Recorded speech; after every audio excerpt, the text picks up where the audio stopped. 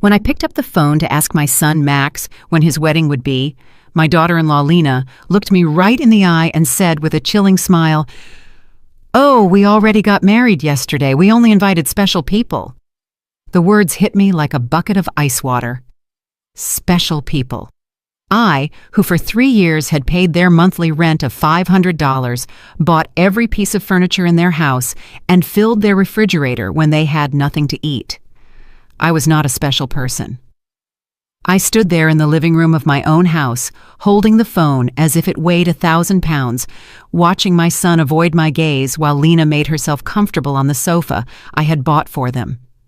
The pale pink dress I had picked out for her wedding hung uselessly in my closet, along with the new shoes and the illusion of being part of the most important day of my only son's life. I had spent $200 on that dress, thinking about how nice I would look in Max's wedding photos in which I would never appear. For weeks, I had planned every detail. I had put money aside to give them $1,000 as a wedding gift. I had called my sister Diana in Chicago to tell her the good news. I had cleaned my house from top to bottom, thinking they might come celebrate with me after the ceremony. All of that collapsed in a second with those 4 poisoned words, "Only special people." Max finally lifted his gaze and said in a rehearsed-sounding voice, "Mom, it was an intimate thing, very small, just the 2 of us, and the witnesses." But I knew it was a lie. I saw the photos on social media. I saw Lena's parents proudly posing next to the bride and groom. I saw her siblings toasting with champagne. I saw Lena's white dress, which I had helped finance with the $800 I had given her last month for her personal expenses. I saw everything I wasn't supposed to see. A week later, exactly 7 days after that humiliation, Lena called me with a completely different voice. She was no longer the confident woman who had excluded me from her wedding. Now she sounded desperate, almost pleading. "Renate, the rent is overdue.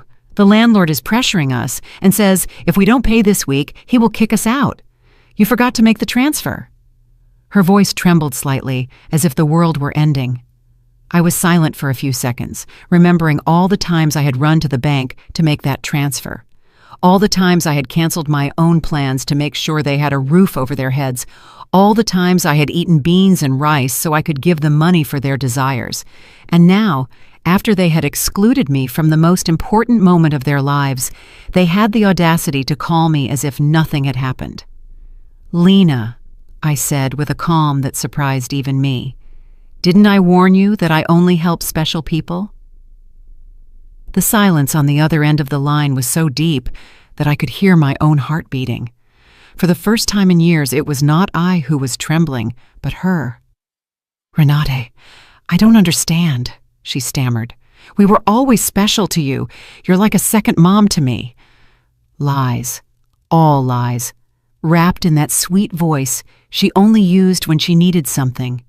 The same voice she had used to ask me for money for the wedding dress, for the honeymoon, for the rings, which I had helped finance without knowing I would never see the ceremony where they were exchanged. For so many years, I had this constant feeling of walking on eggshells, weighing every word, every gesture, every gift, hoping to get a crumb of affection from my own son. I was the perfect mother, the obliging mother-in-law, the silent provider who never protested when they treated me like I was invisible. But that phrase, "only special people," awakened something in me that had been dormant for far too long. I had calculated in my head how much money I had spent on them in those 3 years. Between rent, food, gifts, emergencies, and whims, it was over $20,000. $20,000 I had taken from my retirement, from my savings, from the money my late husband had left, so I could live my last years in peace. And what was all that for? To be treated like a stranger on my own son's wedding day. That night after I hung up, I sat on my bed and cried. But they weren't tears of sadness. They were tears of anger, of accumulated frustration, of years of silently endured humiliation. I cried for all the times they made me feel that my love was a burden, my presence a hindrance, my money the only thing I had to offer.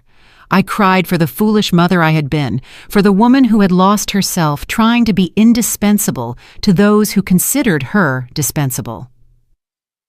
When I woke up the next morning, something inside me had changed. It was not just the pain of betrayal, it was something deeper, colder. I stood up and looked at myself in the bathroom mirror. The same tired eyes as always, the same wrinkles that told stories of years of giving love without getting it back. But there was something else in my gaze, a hardness I didn't recognize, a determination that had been buried under years of compliance. I went to the kitchen and made coffee, as I had every morning for 40 years, but this time I didn't think about calling Max to ask how he had slept. I didn't check my phone in anticipation of a message from him apologizing for the previous day's humiliation. For the first time in a long time, I was my own first concern of the day. I sat at the table where I had so often planned surprises for them, counted bills for their expenses, and cried silently when they treated me with indifference. Now, this table would be a witness to something completely different. I took out my checkbook, my bank statements, and started to do the math. I wanted to see, in exact numbers, the extent of my own foolishness. Monthly rent of $500 multiplied by 36 months was $18,000. Food and supplies, approximately $200 a month, was another $7,200. Birthday gifts, Christmas gifts, anniversary gifts, at least $3,000. Lena's medical emergencies, $800. The car loan they never paid me back, $2,500. The air conditioner repair in their apartment, $600. The living room furniture, $1,200, $33,400. That was the exact sum of my generosity. $33,400 I had wasted from my husband's inheritance, from my pension, from the savings I had put aside penny by penny for decades of honest work. All that money thrown out the window to keep two adults comfortable who couldn't even pretend to respect me. The phone rang, and I saw Max's name on the screen. Normally, my heart would have pounded as I ran to answer, hoping he would finally apologize and explain that everything had been a misunderstanding. But this time, I let it ring once, twice, 3 times. Finally, it fell silent, and I continued drinking my coffee as if nothing had happened. 10 minutes later, it rang again. This time, it was Lena. I let it ring too. Then a text came from Max. "Mom, please answer. We need to talk." I deleted the message without replying. At 2 o'clock in the afternoon, I decided to go for a walk. I hadn't done that in months without a specific purpose, without an errand related to them. It was always the bank for transfers, the supermarket to buy them something they needed, the pharmacy for Lena's medications. Today, I went for a walk just because I wanted to. I walked past the park where I had often taken Max as a child. I remembered that sweet boy who hugged me tight and said I was the best mom in the world. When had he become this man who treated me like an ATM with feelings? When did I start confusing love with money? When did I start to believe I had to buy my own son's affection? At the bank where I had so often made automatic transfers, I stopped in front of the door. The branch manager, Mr. Klein, saw me through the glass and waved. I had known him for years. He had processed every one of my transfers to Max and Lena. He had watched my account drain month after month to fill theirs. I went inside and walked directly to his office. "Mr. Klein," I told him, "I need to cancel the automatic transfers I have programmed." He looked at me, surprised. For 3 years, these transfers had been as regular as the sunrise. "Are you sure, Mrs. Richter?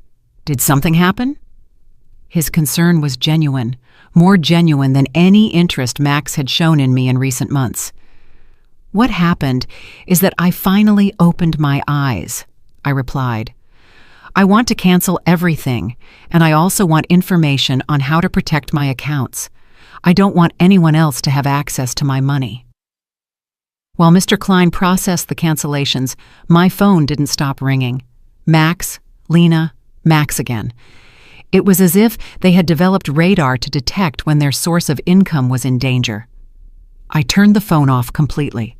"Mrs. Richter," Mr. Klein said as he handed me the papers. "I apologize for intruding, but in all these years, I have seen you be very generous with your family. I hope you are not being pressured to make these changes." His words touched me deeply. This man, who barely knew me beyond bank transactions, showed more genuine concern for my well-being than my own son. "I'm not being pressured, Mr. Klein. On the contrary, I have finally stopped pressuring myself." When I left the bank, I felt strangely light, as if I had left an enormous burden in that office. For the first time in years, my money was entirely mine. I had no financial obligations to people who saw me as a resource instead of a person. I went home and thought about all the things I hadn't done to please Max and Lena, the trips I hadn't taken to save money for them, the friends I no longer saw because I was always available for their emergencies, the hobbies I had given up because every dollar I spent on myself was $1 less for their needs. When I got home, I found 3 cars parked in front of my door, Max's, Lena's, and one I didn't recognize. I could see movement inside my house through the windows. My blood ran cold. They had keys. I had given them keys because I trusted them, because I thought they would one day take care of me just as I had taken care of them. I took a deep breath before opening the door. It was time for the first real confrontation of my new life. I opened the door to my house and saw a scene I will never forget. Max was sitting on my sofa with his head in his hands. Lena was pacing back and forth like a caged animal, and an older man I didn't know was going through papers on my dining table. My papers, my personal documents. "What is happening here?" I asked in a voice that sounded louder than I expected. All 3 of them looked at me as if I were the intruder in my own house. Lena was the first to speak, and her voice had that desperate urgency I had already heard on the phone. "Renata, thank God you're here. We need to talk. Mr. Fisher is from the law firm we consulted about your situation." "My situation?" The question came out of my mouth with a calm that surprised me. "What situation? I'm doing perfectly fine." Max finally lifted his head and looked at me with those eyes that once belonged to an innocent child and now only reflected financial panic. "Mom, we went to the bank and they told us you canceled all the transfers. Mr. Klein explained that you also blocked our access to your accounts. We don't understand why you did that." Mr. Fisher, a man in his 50s in a gray suit and a smile that didn't inspire confidence, approached me with an outstretched hand. "Mrs. Richter, I am Dr. Fisher, a family law attorney. Your children are concerned about your mental well-being and have asked me to assess the situation." I didn't shake his hand. Instead, I went directly to my dining table and collected all my documents that he had been reviewing without my permission. "These are my private papers. You have no right to look at them without my consent." "Mom," Max interjected with that condescending voice he had perfected in recent years, "we're worried about you. Your behavior has been very strange lately. First, you financially cut us off without an explanation. Then you don't answer our calls. We think you might need professional help." Lena approached and tried to take my hand with that fake tenderness she reserved for moments when she needed something. "Renate, honey, we know you're under a lot of stress. Maybe the loneliness is affecting you more than you think. At your age, episodes of confusion are normal." The word confusion echoed in my head like an alarm bell. Now I understood why they had brought the lawyer. It wasn't about helping me. It was about declaring me mentally incompetent and taking control of my finances. The same woman who had told me they only invited special people to their wedding was now treating me like a senile old lady. "I am not confused," I said with a firmness that silenced everyone. "I am clearer than I have been in years, and you are going to leave my house right now." Mr. Fisher interjected with that professional voice lawyers use when they want to sound reasonable. "Mrs. Richter, I understand you feel overwhelmed, but your children have a right to intervene if they believe your ability to make financial decisions is impaired. They have documented several concerning behaviors." Concerning behaviors. The laugh that came from my throat was hoarse, almost cruel. Like what? Deciding that my money belongs to me? Deciding to no longer finance the lives of 2 adults who treat me like trash? Lena jumped up as if I had slapped her. "We never treated you badly. You are part of our family. Everything you have will belong to us one day anyway. We are just speeding up the process."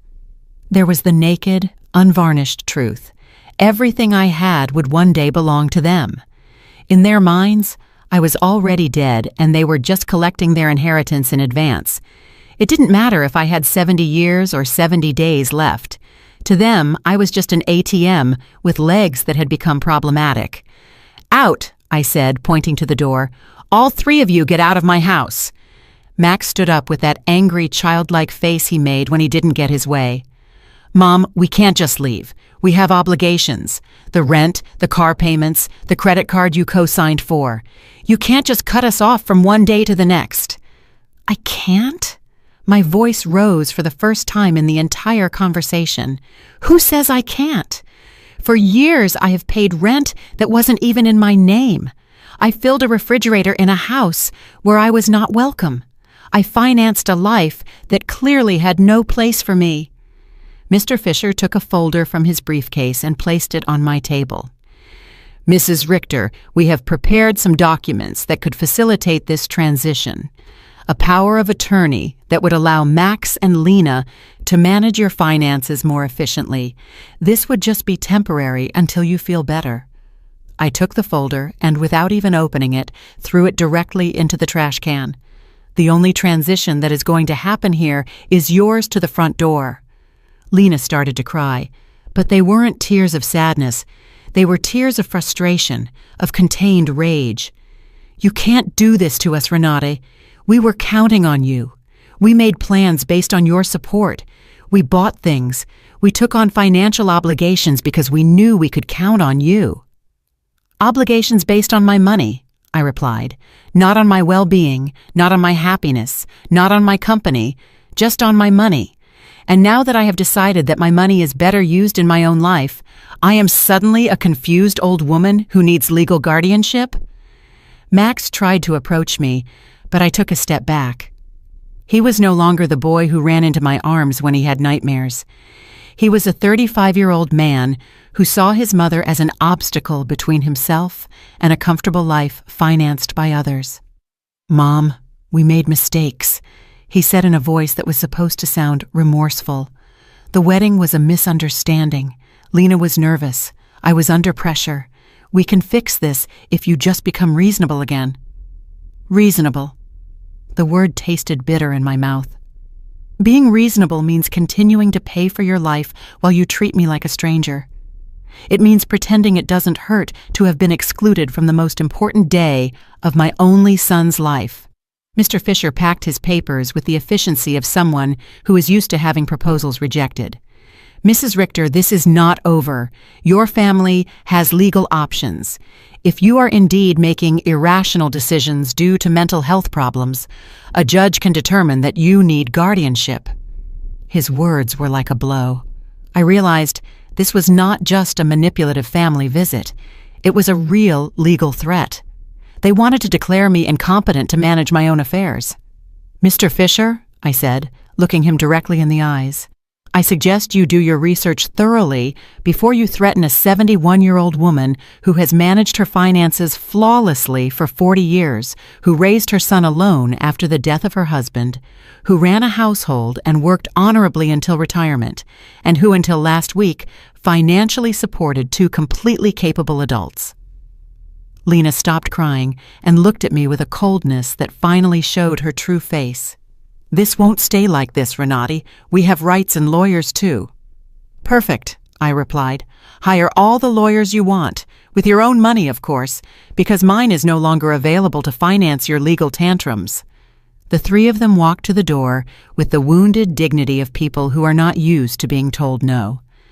Before he went out, Max turned to me one last time.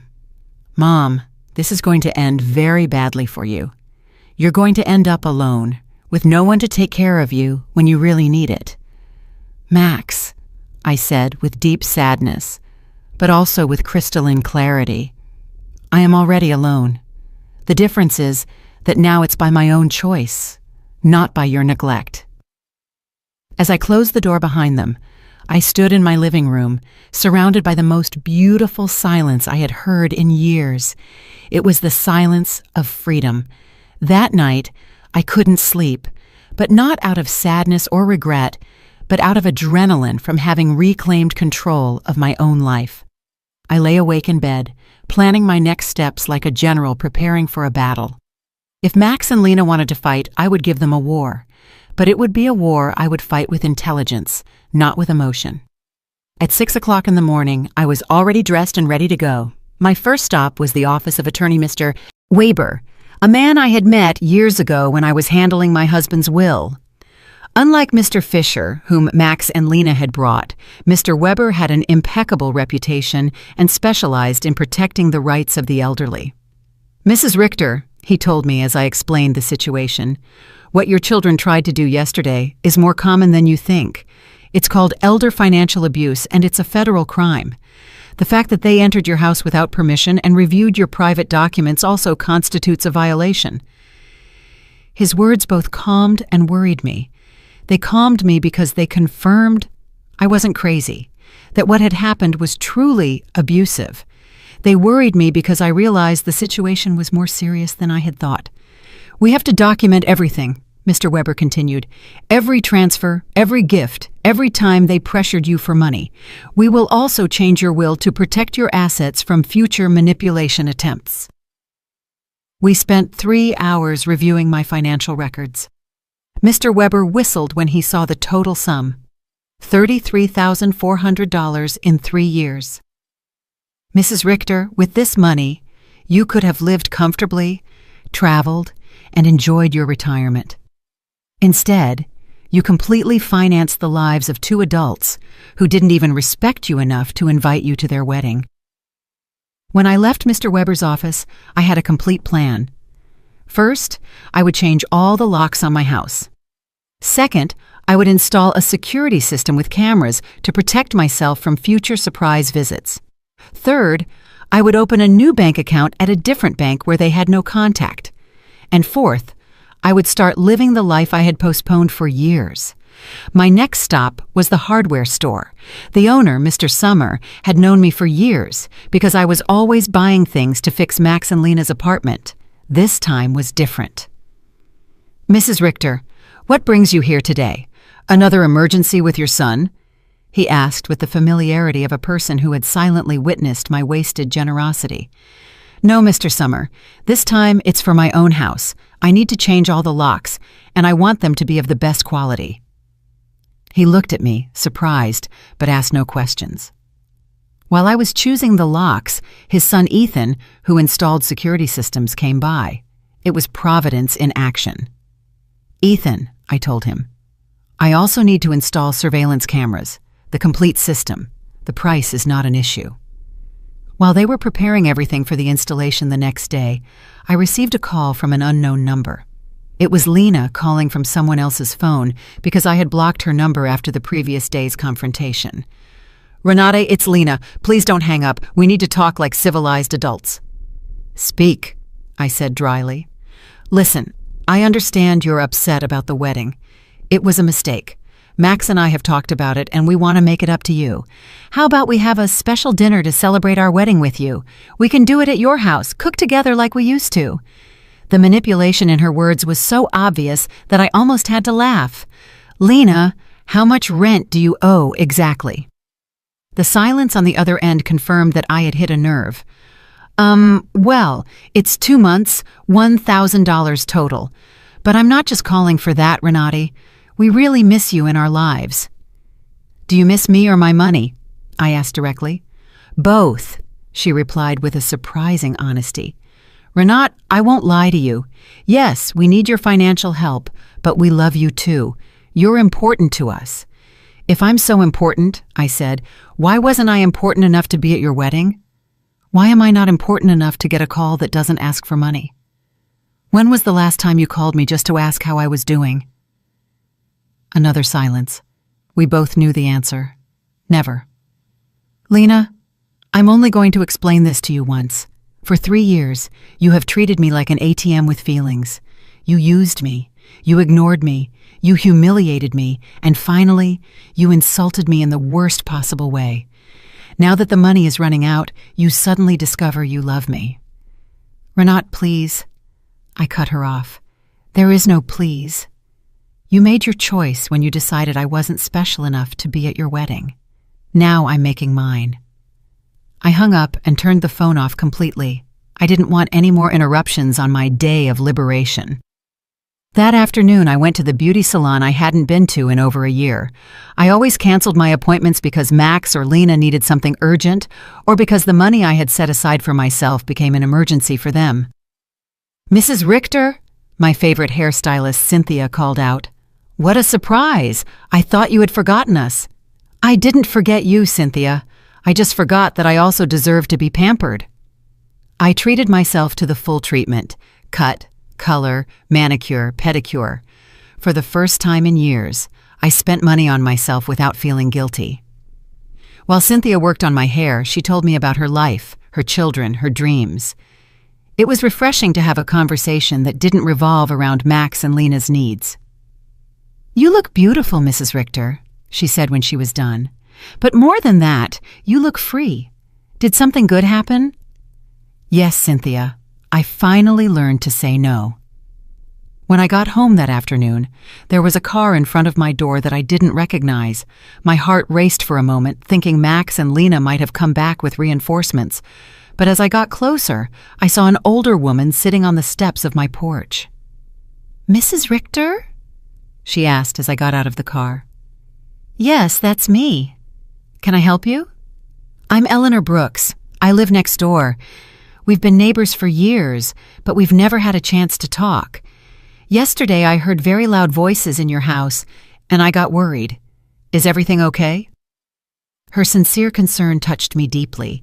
Here was a stranger who showed more interest in my well-being than my own son. "Come in, Mrs. Brooks. I'll make you a coffee, and I'll tell you a story you won't believe." While I was making coffee, I told her the whole situation. Eleanor listened without interrupting, nodding occasionally, and when I finished my story, her eyes were filled with tears. "Mrs. Richter," she said, "you did the right thing.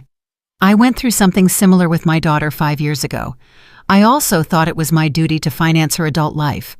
I also believed they wouldn't love me if I didn't give them money. What happened? I cut off the money when I realized they only called me when they needed something. At first it was terrible.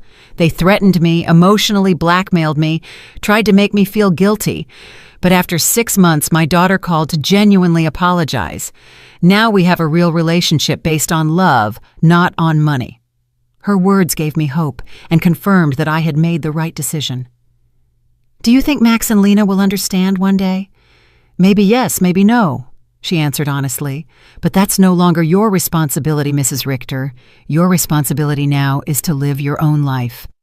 That night, for the first time in 3 years, I went to bed without worrying about whether Max and Lena had money for rent, for food, for their whims. I went to bed thinking about myself, my plans, my future, and I slept better than I had in years. The next day, Ethan and Mr. Summer came at 8 in the morning to change the locks and install the security system. While they worked, my phone didn't stop ringing from unknown numbers. Lena was still trying to contact me from different phones, but I had developed a new skill, completely ignoring calls that didn't suit me. "Mrs. Richter," Ethan said as he installed the cameras. "This system will give you absolute peace of mind. You can see from your phone who is coming to your house, even when you're not here. And if someone breaks in without permission, an alert is automatically sent to the police." The irony was not lost on me. I was installing a security system to protect myself from my own son, but it didn't hurt as much as it used to. It was simply a practical measure to maintain my newfound peace. While they were working, I decided to do something I hadn't done in years: call my sister, Diana, in Chicago. We had lost touch because every time we talked, I would tell her about Max and Lena's successes, about how much money I had spent on them, about how proud I was to be able to help them. I now realized that our conversations had become financial reports disguised as family news. "Renate," Diana answered, surprised. "Sister, how are you? We haven't spoken in months." "I'm good, Diana. Better than good. I'm calling you to tell you that I've finally come to my senses. I told her the whole story from the beginning, the secret wedding, the humiliation, the visit with the lawyer, my decision to cut off the funding.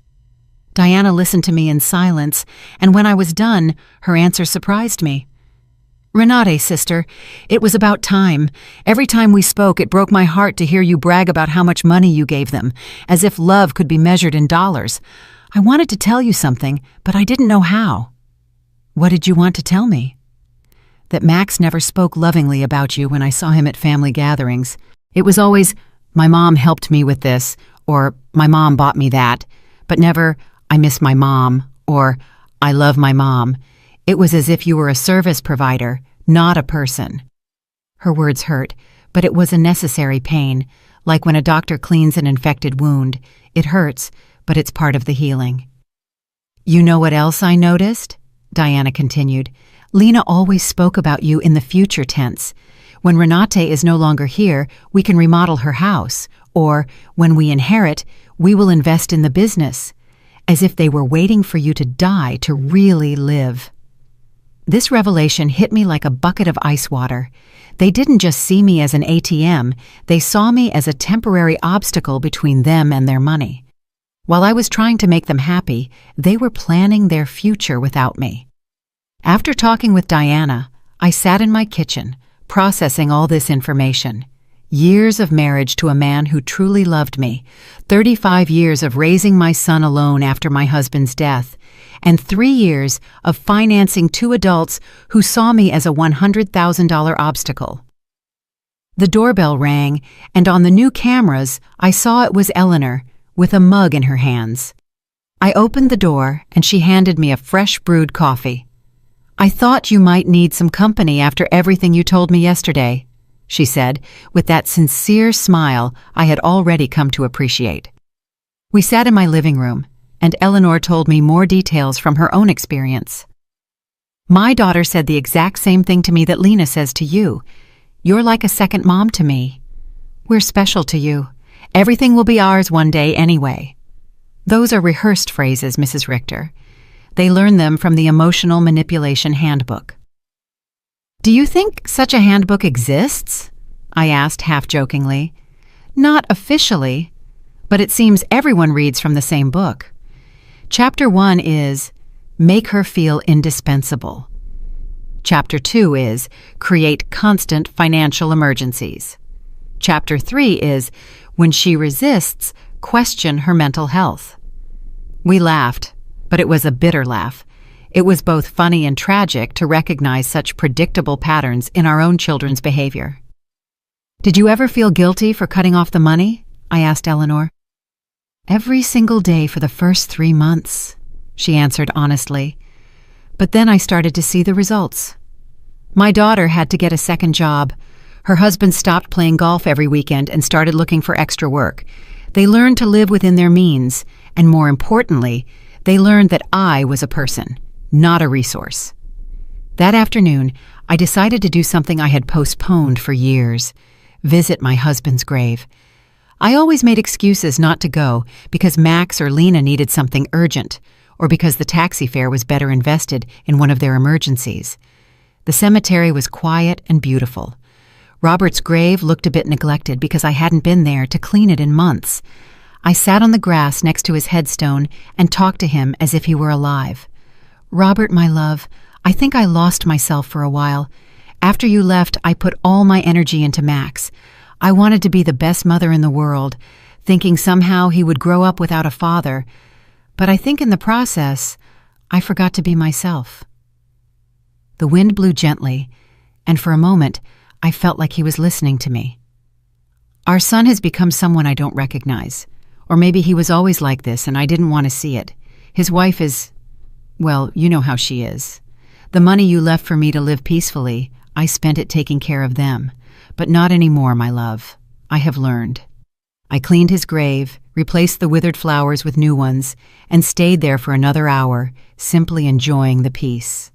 For the first time in years, I was not in a hurry to get home to solve a crisis for Max and Lena. When I got home, there were 3 cars parked in front of my door again. My heart raced, but this time I was prepared. The cameras showed me that it was Max, Lena, and two other people I didn't recognize. Everyone seemed agitated, talking to each other and pointing at my house. I didn't get out of the car. Instead, I called Mr. Weber, my lawyer. "Mr. Weber, they are at my house again. This time they've brought more people. What should I do?" "Don't get out of the car, Mrs. Richter. I'll be there right away and I'll call the police. After our conversation yesterday, I requested a temporary restraining order. They are not allowed to be on your property." Minutes later, Mr. Weber and two police patrol cars arrived. I watched the officers talk to Max and Lena, saw my son gesticulate angrily, saw Lena crying again, but this time her tears did not move me.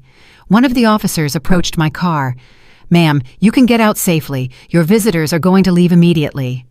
As I got out of the car, Max shouted at me from the street, "Mom, this is ridiculous. We're your family. You can't call the police on your own son." "Max," I replied with a calm that surprised even me, "family doesn't threaten lawsuits for mental incompetence. Family doesn't break into people's homes without permission. Family doesn't treat their mothers like ATMs." Lena screamed from across the street, "You're going to pay us everything you owe us. We have bills you co-signed for. You can't just abandon us like this," Mr. Weber interjected. "Mrs. Brooks, any future communication must be through my office, and I suggest you consult with an attorney before making collection threats, because my client has full documentation of all the payments she voluntarily made for 3 years." I watched them drive away in their cars, defeated but not giving up. I knew this wasn't over, but for the first time in this situation, I felt confident. I had professional help. I had emotional support from Eleanor. And more importantly, I had mental clarity about what was right and what was wrong. That night, Eleanor invited me to her house for dinner. I met her daughter, who was visiting, and I was able to see with my own eyes what a healthy family relationship looked like. They spoke respectfully to each other, asked sincerely about each other's lives, and laughed together. The daughter didn't ask for money once the entire evening. "I wanted that with Max, too," I confessed to Eleanor after her daughter had left. "And maybe you'll get it one day," she replied. "But first, he has to learn that you are a person who deserves respect, not just a source of income." For the first time in weeks, I went to bed feeling hopeful about the future. The next few days were strangely peaceful. The surveillance cameras showed me that Max and Lena were driving past my house several times a day. Sometimes slowly, sometimes they parked for a few minutes, but without getting out. It was as if they were studying my routine, looking for the perfect moment for their next move. Mr. Weber had advised me to document every one of these visits, so I kept a detailed log with the date and time. "Their persistence will work in our favor," he had said. "Every time they show up after we've told them not to approach, it strengthens our case for a permanent restraining order." On Friday morning, I was calmly having breakfast when the doorbell rang. The cameras showed me a very well-dressed young woman with a folder in her hands and a professional smile. I didn't recognize her, but something about her posture told me it was not a social visit. "Good morning, Mrs. Renati Richter," she said as I opened the door. "I am a social investigator from the Office of Senior Services. We have received a report that you may be in an at-risk situation and we need to conduct a wellness check." My blood ran cold. Max and Lena had escalated the situation. It was no longer just threats from private lawyers. Now they had involved the government. "Can I see your ID?" I asked, trying to stay calm. "Of course." She showed me an official ID that looked genuine. "I am social worker Mrs. Schmidt. Can I come in and talk to you?" I let her in, knowing that a refusal would have been worse for my case. Mrs. Schmidt sat down in my living room and took a form out of her folder. "Mrs. Richter, we have received reports that you have shown significant changes in your financial behavior, that you have cut off communication with your family, and that you have shown signs of paranoia by installing unnecessary security systems. We were also told that you have refused medical and legal help from your loved ones." Every word had been carefully chosen to make me sound like a mentally disturbed old woman. I recognized Lena's handwriting in the wording. She had always been skilled at manipulating words to get what she wanted. "Miss Schmidt," I said with all the dignity I could muster, "I would like to call my lawyer before answering any questions." Ma'am, this is not a legal interrogation. It's a wellness check. If you have nothing to hide, it should not be a problem to speak with me. The phrase, "if you have nothing to hide," infuriated me. It was the same logic abusers used to justify their invasions. If you're innocent, you shouldn't complain about your privacy being violated. Miss, I'm calling my lawyer. You can wait here or come back another day, but I will not answer any questions without legal representation present. I called Mr. Weber, and he was there within 20 minutes. When he came in and saw the social worker, his expression hardened. "Miss Schmidt," he said after checking her ID, "I hope you have a court order to be here, because my client is under my legal representation, and any unauthorized investigation constitutes harassment." "Sir?" Mrs. Schmidt replied with less confidence than before. "We have reports from concerned family members about the lady's well-being. It's our duty to investigate." "What family?" Mr. Weber asked dryly. "The same family that tried to get her to sign a power of attorney without representation, the same family that broke into her house without permission and checked her private documents, the same family that excluded her from important events while living off her money?" Mr. Weber took a folder from his briefcase and placed it on the table. "Here, I have complete documentation of my client's financial and emotional abuse. $33,400 that were withdrawn from her accounts in 3 years. Systematic social exclusion and emotional blackmail. If someone needs to be investigated here, it is not my client." Mrs. Schmidt reviewed the documents with growing discomfort. It was obvious that the information she had been given did not match the reality she had in front of her. "Mrs. Richter," she said finally, "can you explain to me why you so abruptly stopped financial support for your son?" "Because I finally discovered they were using me," I replied simply. "Because I realized that to them, I wasn't a mother, but a bank account. Because I was tired of financing the lives of people who saw me as an obstacle." "But don't you feel it's your responsibility to help your family?" The question outraged me. "Miss Schmidt, my responsibility as a mother was to raise my son until he was 18, to educate him, and to give him the tools to be an independent adult. My son is 35 years old, married, and perfectly capable of supporting himself. Financing his adult life is not my responsibility. It is my choice, and I have chosen not to do so anymore." Mr. Weber interjected. "Miss Schmidt, would you consider it normal for a 35-year-old adult to be unable to pay his own rent without the help of his 71-year-old mother?" Mrs. Schmidt did not answer right away. I could see she was reevaluating the entire situation. "Mrs. Richter," she asked after a moment, "do you manage your own finances completely? I can show you my bank statements, my investments, my tax payments. Everything is current and in order. Do you live independently? As you can see, I keep my house clean. I take care of myself physically. I drive my own car. I have healthy social relationships with my neighbors. Do you take any medication?" "Just vitamins, and occasionally aspirin. I don't have any medical conditions that require medication." Mr. Weber added, "My client has just undergone extensive medical exams as part of our legal process. She is in perfect mental and physical condition." Mrs. Schmidt closed her folder and sighed. "Mrs. Richter, based on this conversation and the documentation I have reviewed, I see no indication that you are at risk or in need of intervention. I will close this case." After she left, Mr. Weber and I remained silent for a few minutes. "Renat," he said finally, "this is going to continue to escalate. Max and Lena are spending money they don't have to hire professionals to try to have you declared incompetent." "Does that mean they are desperate?" "It means that exactly. What else can they do?" "They can file a lawsuit for incompetence. It's expensive and hard to win, but if they find a sympathetic judge and a psychiatrist willing to testify in their favor, they could get a guardian assigned." The thought terrified me. They could take control of my money? "They could try, but we have solid evidence that you are completely competent and that they are motivated by greed and not by genuine concern." That afternoon, I called Diana to vent.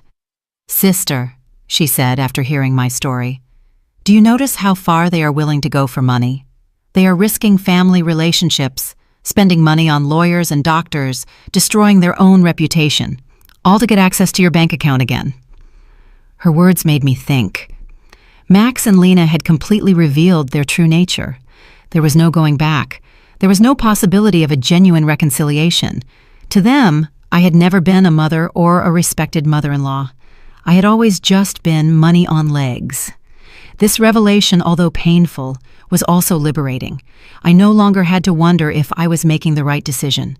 I no longer had to feel guilty for protecting myself. They had proven for themselves that my emotional and physical well-being was less important to them than my money. That evening, Eleanor came to visit with a surprise. She had invited her friends from the garden club to meet me. "Renate," she introduced me. "These are my friends Cynthia, who you already know from the salon, Maria, Carmen, and Elfrida. We have all been through similar situations with abusive family members." We spent the evening sharing stories. Maria had had to set boundaries with a brother who constantly asked her for money. Carmen had cut off her relationship with a daughter who only visited when she needed money. Elfrida had had to change her will after she found out her grandchildren considered her their retirement plan.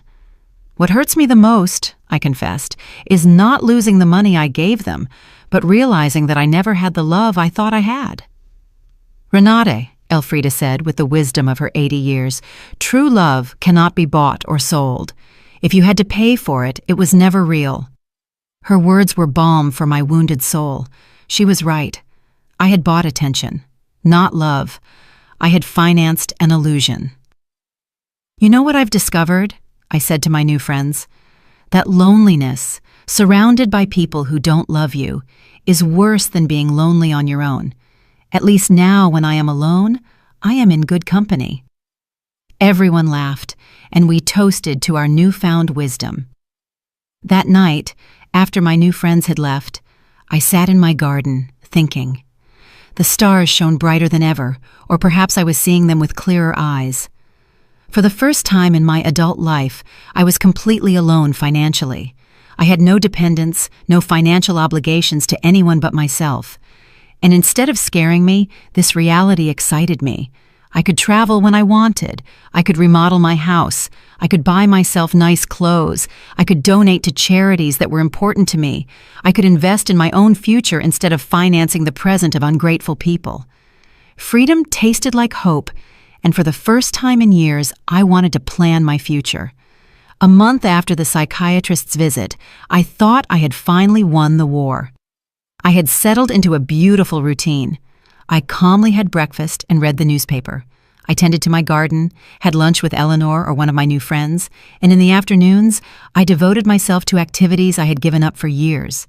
I had started painting again, something I was passionate about before I became Max and Lena's personal financier. But on a Thursday morning, while I was painting flowers on my new easel, Mr. Weber came to my house with a grim expression that made my blood run cold. "Renate, we need to talk. Max and Lena have filed a formal lawsuit for mental incompetence in family court. They are requesting to have a legal guardian assigned to you." The words fell on me like stones. I knew it was a possibility, but hearing it out loud made it terrifyingly real. "Does that mean they can take control of my money?" "If a judge determines that you are unable to manage your affairs, yes, he could place Max as your legal guardian, which would give him full control over your finances." I sat down heavily on my sofa, feeling the weight of the deepest betrayal I had experienced in my life. My own son was trying to legally declare me incompetent to steal my money. "Mr. Weber, what evidence could they have? You yourself have seen that I am completely competent." "They have statements from 3 witnesses who claim you have behaved erratically. They also submitted unpaid doctor's bills that you supposedly didn't pay, and medications that you supposedly hoarded without taking them." "But that's a lie. I don't have any outstanding doctor's bills or hoarded medications." "I know, Renate, but they have fabricated convincing evidence. They also have the statement from Dr. Lehman, who states that you refused to cooperate with a psychiatric evaluation, which they interpret as proof of mental decline." The manipulation was diabolical. They had turned my refusal to undergo an unnecessary exam into proof of a mental illness. They had used my instinct to protect myself from them as proof that I needed protection. "Who are the 3 witnesses?" Mr. Weber looked through his documents. Lena, of course, a neighbor named Mr. Davis, and someone who claims to be your pharmacist, Mr. Green. Mr. Davis was the neighbor across the street, an unpleasant man who had always had problems with me because my friends sometimes parked in front of his house. Mr. Green was indeed my pharmacist, but I didn't understand what he could have against me. I need to talk to Mr. Green, I told Mr. Weber. Something's not right. We went to the pharmacy together that afternoon. Mr. Green received me, surprised and nervous. Mrs. Richter, it's good to see you. How are you? Mr. Green, I was told you signed a statement saying I show erratic behavior with my medications. His face turned red as a tomato. Mrs. Richter, your daughter-in-law came in a few weeks ago and asked about your medications. She said she was worried because you were acting strangely. And what did you tell her? I explained to her that you only buy vitamins and occasional aspirin, that you don't have any regular medical prescriptions, but she insisted that this was proof that you weren't taking adequate care of your health. Mr. Weber interjected. Mr. Green, did you sign a paper? She brought a document that said I was confirming that Mrs. Richter had irregular medication purchases. I thought it was for her health insurance or something. I didn't know it was for a lawsuit. My own pharmacist had been tricked into signing something he didn't fully understand. Lena's manipulation knew no bounds. Mr. Green, I said, I need you to write a statement explaining exactly what happened and clarifying that I have no problems with medications. Of course, Mrs. Richter, I am terribly sorry for this misunderstanding. After the pharmacy, we went to confront Mr. Davis. When we knocked on his door, he received us with obvious hostility. What do you want, Mr. Davis? Mr. Weber said. I understand you signed a statement about my client's behavior. And you're right, I did. That woman is crazy. She's been acting strange for weeks. Can you be more specific about the behaviors you observed? Installing cameras as if she lived in a war zone, having strangers visit all the time, yelling at her family in the street. I realized Mr. Davis had taken everything out of context. The cameras had been installed for protection. The strangers were my new friends. The yelling was me defending my house from Max and Lena's invasions. Mr. Davis, I said, do you know why I installed the cameras? No, and I don't care. To protect myself from my son and daughter-in-law, who broke into my house without permission and threatened me. That's what a crazy person would say, he replied cruelly. There was no way to reason with him. His statement was based on superficial observations, maliciously interpreted. That evening, Mr. Weber and I sat down to plan our defense. Renate, we need our own psychiatric evaluation. I have a colleague, Dr. Moore, who is an expert in assessing mental capacity. She can officially confirm that you are completely competent. What if Max and Lena have bribed the judge? What if none of this matters because they have already decided to declare me incompetent? Renate, the legal system is not perfect, but it's not completely corrupt either. We have solid evidence of your mental competence and their financial motivations. We are going to fight this. The next day, I went to my appointment with Dr. Moore. She was a woman in her 50s with kind but astute eyes. Mrs. Richter, I'm going to ask you a series of questions and tests to assess your mental capacity. Take your time and answer honestly. For 2 hours, she asked me questions about my memory, my reasoning ability, my financial understanding, my emotional health. She also gave me cognitive tests and asked me to solve mathematical and logical problems. Mrs. Richter, she said at the end, your results are well above average for your age.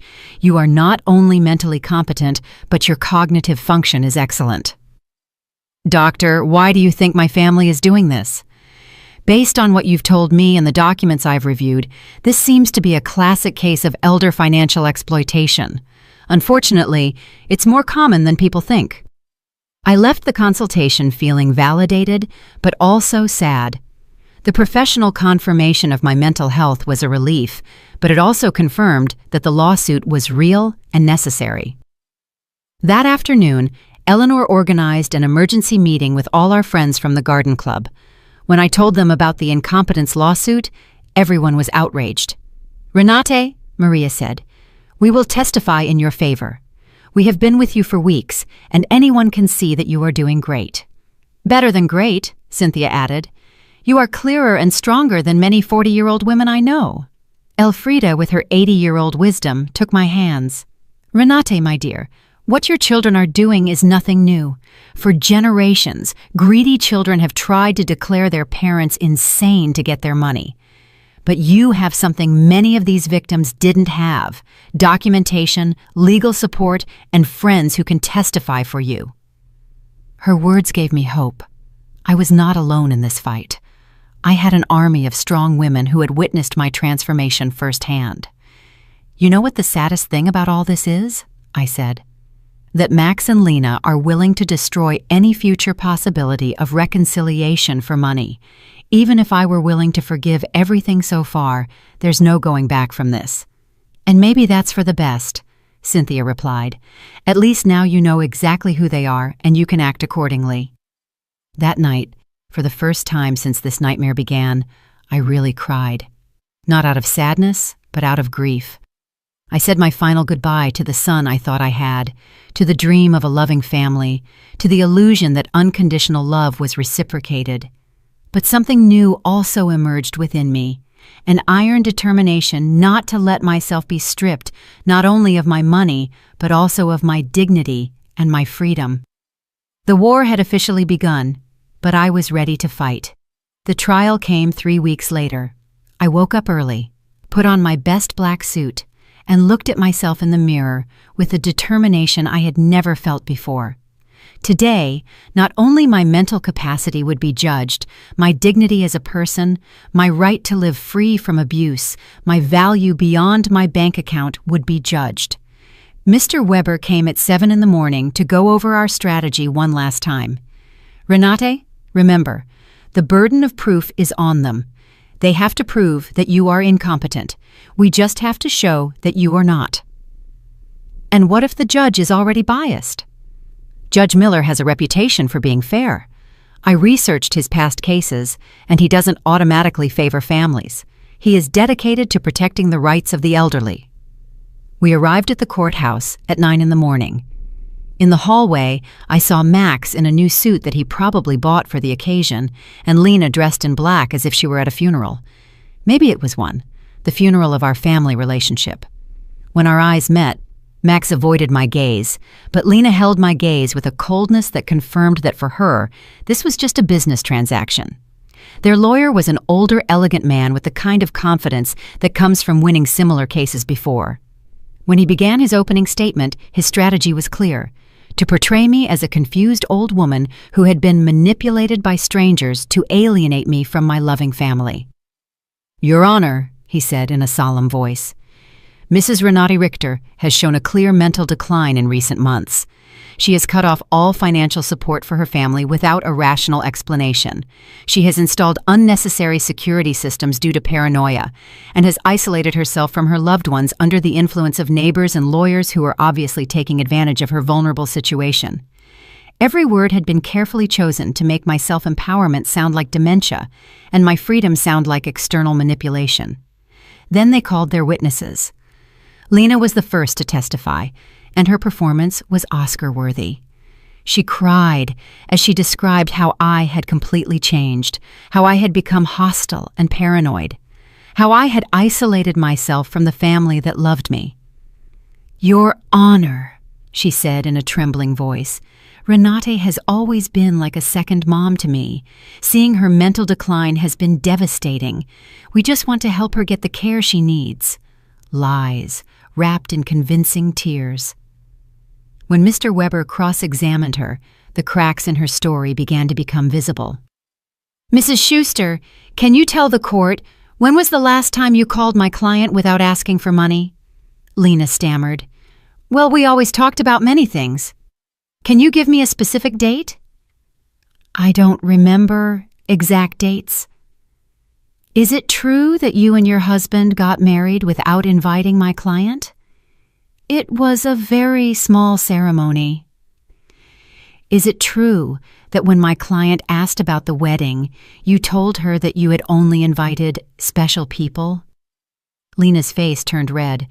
Those words were taken out of context. What would be the right context to tell your mother-in-law that she is not a special person? She couldn't answer convincingly. Max was next. Seeing him on the witness stand, swearing to tell the truth while preparing to lie about my mental health, was one of the most painful moments of my life. This was the boy I had raised alone, the one I had dedicated my entire life to. My mom has always been very generous with us, he testified. But lately, she has become erratic and irrational. We believe she is being manipulated by people who are taking advantage of her. When Mr. Weber cross-examined him, the mask fell completely. Mr. Richter, how much money have you received from your mother in the last 3 years? I don't know the exact amount. Does $33,400 sound about right? Maybe. She's always been generous. And how many times have you visited your mother without asking her for money? The silence was deafening. Is it true that you and your wife broke into my client's house without permission and checked her private documents? We were worried about her. Is it true that you brought a lawyer to pressure her into signing a power of attorney? We wanted to help her manage her finances. Do you, at 35 years old, need the help of your 71-year-old mother to pay your rent? Max couldn't answer with dignity. Mr. Davis testified about my supposed erratic behaviors, but when Mr. Weber asked him for details, he admitted that he had never spoken to me directly and that all his information was based on superficial observations. Dr. Lehman testified that my refusal to undergo an evaluation was proof of mental decline. But Mr. Weber submitted the documentation of our evaluation with Dr. Moore, which completely refuted his conclusions. Then it was our turn. Mr. Weber first called Mr. Green, my pharmacist, who explained how he had been tricked into signing a statement that distorted my medication buying habits. Dr. Moore testified about my excellent mental state and presented the results of the cognitive tests, which had been flawless. Mr. Summer from the hardware store testified about my mental competence and explained that my decisions to cancel automatic transfers were completely rational and had been processed correctly. Eleanor and my friends from the garden club testified about my clarity, my newfound vitality, and my ability to maintain healthy social relationships. Finally, it was my turn to testify. I stood up with dignity and walked to the witness stand, feeling the weight of 71 years of experience, of wisdom gained through pain, of strength discovered in adversity. Mr. Weber guided me through my testimony, letting me tell my whole story. The $33,400 spent in 3 years, the humiliation of being excluded from the wedding, the constant emotional manipulation, the violation of my privacy, the legal threats. Mrs. Richter, Mr. Weber finally asked, why did you decide to stop financial support for your son and daughter-in-law? Because I finally understood that what I was getting from them was not love, I replied in a clear, loud voice. It was a commercial transaction disguised as a family relationship. My money was welcome, but I, as a person, was not. Do you regret your decision? I only regret that it took me so long to make it. Max's lawyer tried to make me appear confused during his cross-examination, but I answered every one of his questions with clarity and precision. When he tried to imply that my new friendships had manipulated me, I explained to him that for the first time in years, I had relationships based on mutual respect and not on financial interest. In his closing argument, Max's lawyer insisted that I was a victim of external manipulation. Mr. Weber's rebuttal was devastating. Your Honor, what we have seen here is not the case of an incompetent old woman, but that of a woman who has finally found the strength to free herself from years of financial and emotional abuse. The plaintiffs have presented no real medical evidence of mental incompetence. What they have presented is frustration, because their source of income has decided to exercise her legal and moral right to protect her own resources.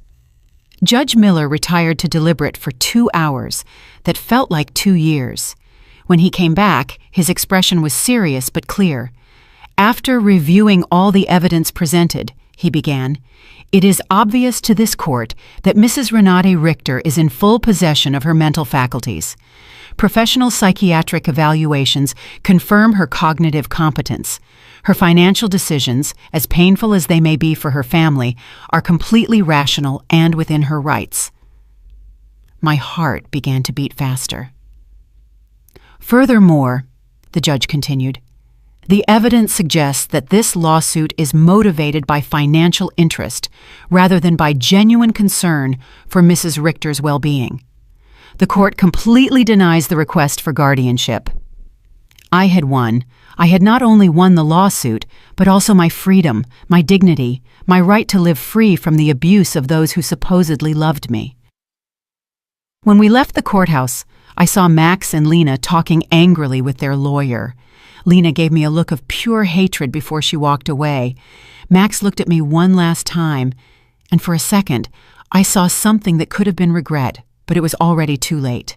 That night, Eleanor organized a celebration at my house with all our friends. We toasted to justice, to freedom, to the sisterhood of strong women who support each other. Renata, Elfrida told me, today you didn't just win a trial, you won back your life. She was right. For the first time in years, the future was completely mine. I could travel, I could love, I could create. I could live without fear, without guilt, without manipulation. 3 months later, I sold my house and moved to a beautiful apartment near the city center. I donated half of my money to organizations that protect the elderly from family abuse. With the other half, I began to live the life I had always wanted. I traveled through Europe, took art classes, and joined volunteer groups. I never heard from Max and Lena again. I heard from others that they had to move to a smaller apartment and that Lena had found a job for the first time in years. Perhaps the adversity would teach them what my generosity never could, the value of honest work and independence. Some nights, when I look at the stars from my new balcony, I think about the woman I was a year ago, fearful, manipulated, believing I had to buy love.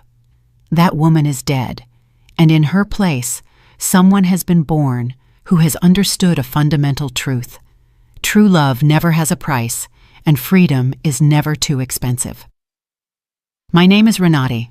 I am 72 years old, and I have finally learned that the most important person I have to love and protect is myself.